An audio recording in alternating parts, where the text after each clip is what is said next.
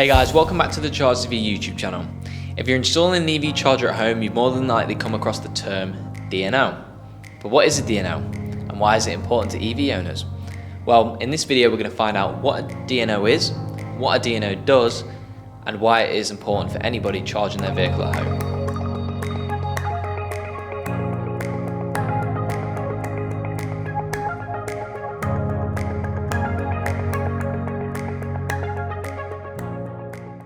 So what does DNO stand for? DNO stands for Distribution Network Operator. These are businesses responsible for delivering electricity from the national grid to homes and businesses in specific regions. And DNOs manage the local electricity infrastructure. This includes power lines, substations and transformers. Their job is to ensure the electricity that you use at home, whether it be for your appliances or charging your EV, flows reliably and safely. There are several DNOs, each covering a different region in the UK.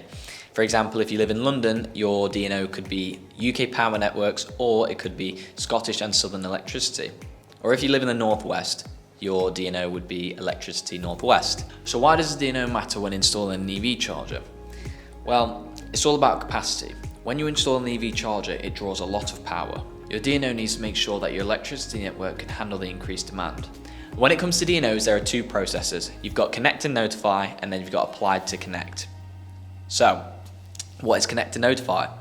Connect and notify is when your installer will install your EV charger, everything will be fine, and then they'll just notify your DNO at the end of the installation. And then you've got applied to connect. This is where your installer will have to apply for permission from your DNO first before installing your EV charger. Before you install an EV charger, your installer will contact your local DNO. In some cases, the DNO might need to come assess your home electricity supply to see if it's capable of supporting the charger. If not, they might need to upgrade your electricity supply or even your local infrastructure to accommodate the charger. This is especially important for faster chargers, but also for areas where there's multiple EV chargers being installed around the same time. When your EV charger is being installed, your installer will send a notification to your DNO saying that you're adding a new load to the grid.